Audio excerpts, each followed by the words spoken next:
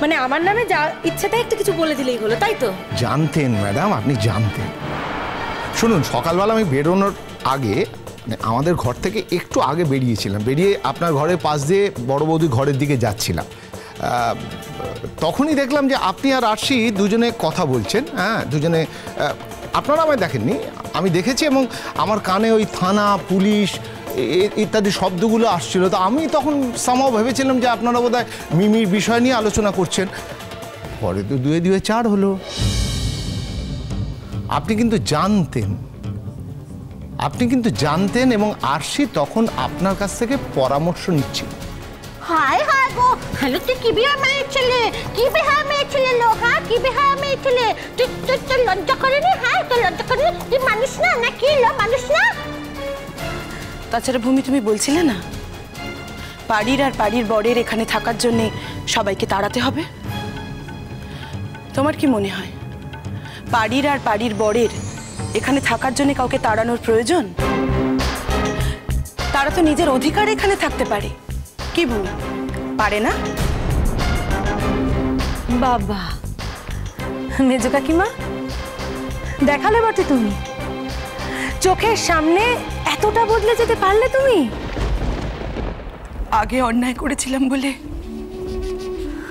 এখন কি সেই ভুল আমি শোধরাতে পারি না? পারি না শোধরাতে। ওমা মা, ওমা মা, ওমা ওমা ওমা, দেখো মেজো বৌদি কত ভালো হয়ে গেছে, দেখো মা, ঠিক আগের মতো হয়ে গেছে, তাই না বলো মা? হ্যাঁ, স্যার দেখো, মেজো বৌদি আমাদের ঠিক আগের মতো লক্ষ্মী মেজো বৌদি হয়ে গেছে। হ্যাঁ মা, বাবা কই গো? সোনা জেঠি কোথায়? বাড়ির বাকিরা সবাই কোথায়? কি খবর, কি খবর বলো ছোটন, কি খবর? একটা খবর পর্যন্ত দিলে না, কেমন মানুষ গো তুমি? শুভ, মিমির খবরটা আগে বলো না শুভ। মেজদাদা, আমি যে ঠাকুরমণিকে এত ডাকলাম, আমাদের মিমি জানে তাও ছাড়া পেল। কে বলেছে ছাড়া পাইনি? মিমি বেকসুর খালাস পেয়ে গেছে।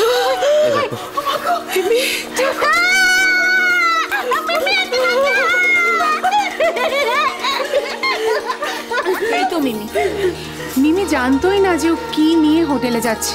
তুই অভিষেক বলে ছেলেটা ওকে পুরো অন্ধকারে রেখেছিল। ওই ছেলেটা ধরা পড়ে গিয়ে জেরার মুখে সব জানিয়ে দিয়েছে, আর আমাদের মিমি বেকসুর খালাস।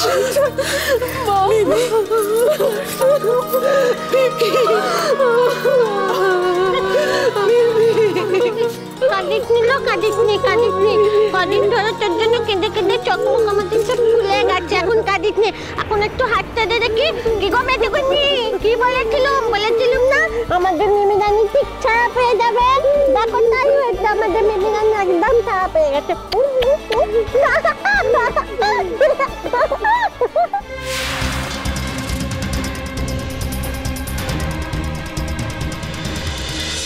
মিমি, এবার আমি তোমাকে যা যা প্রশ্ন করব না, তো প্রত্যেকটা প্রশ্নের উত্তর তোমাকে এক এক করে দিতে হবে। তোমার জন্যে আমাদের পরিবারের মাথা সব থেকে বেশি হেট হয়েছে।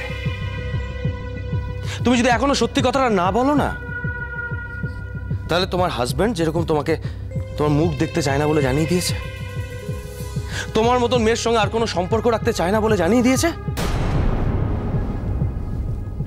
সমস্ত কিছু গা থেকে ঝেড়ে ফেলে দিতে চেয়েছে। আমরাও সে পথে যেতে বাধ্য হব। মিমি, মিস্তা, কি বলছো কি? ওর কথাগুলো শোনো, নিশ্চয়ই ওরও কিছু বলার আছে। থামো ছোটন, প্লিজ থামো। আর যাই করো, তুমি তোমার ভাইজিটাকে লাশ কাটা দিও না। তুমি জানো আমার ক্যারিয়ারের কি ভয়ঙ্কর ক্ষতি করে দিয়েছো? জানো তুমি? কাল কোর্টে যে এত বছর যাদের সঙ্গে কাজ করেছি তারা আমাকে অ্যাভয়েড করতে শুরু করেছে। আসল কারণটা কি সেটা পর্যন্ত জানতে চাইছে না কেউ।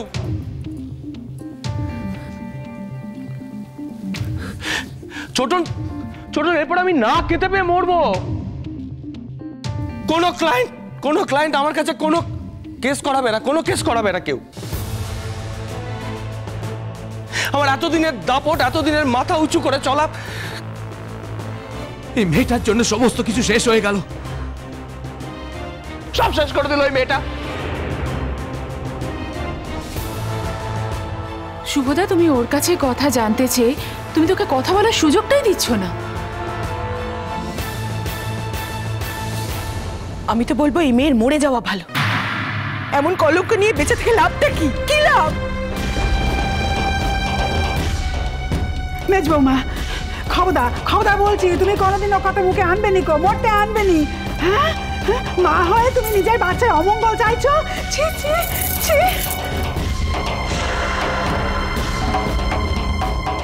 বড্ড সংসারই হয়েছে কি না, তার উপর এখন আবার আলাদা সংসার পেতেছে, তাই ভাবছি ওর মুখের উপর কথা বলার কেউ নেই। ও জন্ম দিয়েছে বলে তো একারই মেয়ে কি না, আমরা তো আর মানুষ করিনি ওকে, গুমুট পরিষ্কার করিনি। তাও তো ভাগ্যি ভালো ঠাকুরজি ডাক্তার দেখাতে গেছে, এখানে নেই। সে যদি এখানে থাকতো আর তার ভাইজির নামে এই সমস্ত কথাগুলো শুনতো, তাহলে তো এখানেই দক্ষযজ্ঞ শুরু হয়ে যেত। সে কথা তোর মনে থাকছে না? না,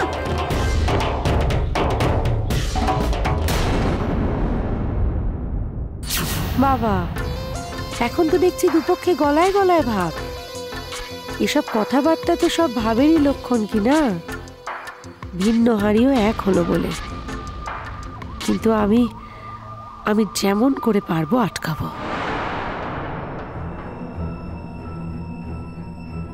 ও মেজো কাকিমা রাগ করো না এত প্লিজ। লক্ষ্মীটি দেখো, এতক্ষণ কত কান্নাকাটি করছিলে বলো তো, মেয়েটা ভালোই ভালোই বাড়ি ফিরবে কিনা।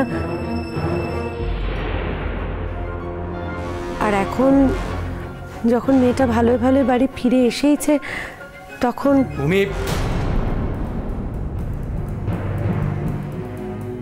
শুভ, তুমি প্লিজ কোনো কথা বলো না, কারণ তুমি কথা বললেই মেজাজ হারিয়ে ফেলছো। কথা বলবো আমি। আমাদের উদ্দেশ্য হলো কি করে এরকম একটা ট্র্যাপে পড়লো সেইটা জানা। শাসন টাসন যা করার পরে করো। হ্যাঁ, ঠিক কথা। ও যতই কথা বলুক, তুমি বাবা চুপ করে থাকো, একদম কথা বলে নিকো। মিমি দিদি, বলছিলাম যে ওই অভিষেক ছেলেটা করো, আমার সাথে কলেজে পড়তো, আমার থেকে 2 বছরের সিনিয়র ছিল।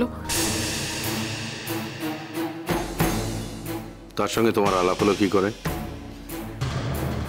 একই কলেজে তো পড়তাম, অনেক সময় সিনিয়রদের সঙ্গেও তো। তোমার সঙ্গেও চেনা থাকতেই পারে, কিন্তু চেনাশোনা আর বন্ধুত্ব দুটো তো এক জিনিস নয়।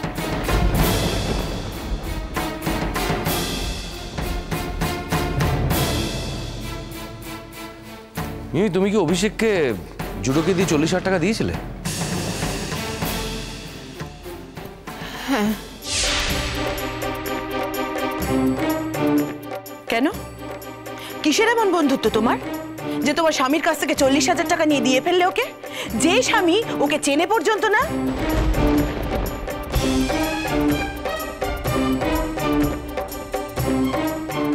মিমি, এখন এখানে যারা দাঁড়িয়ে আছে সবাই তোমার নিজের লোক। তুমি যা বলতে চাও মন খুলে বলো। টাকাটা কেন দিয়েছিলে মিমি?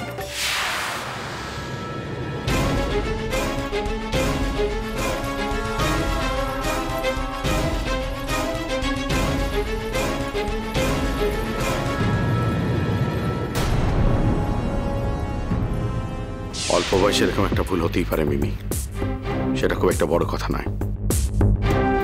কিন্তু সেই ভুলটাকে তুমি ঠিক কতদূর নিয়ে গেছো সেটাই আমরা জানতে চাইছি। সোজা কথা বলো তো মিমি, সেদিন পুলিশ অফিসার যা যা বললেন সেই সব তথ্য কি তুমি তাকে দিয়েছো?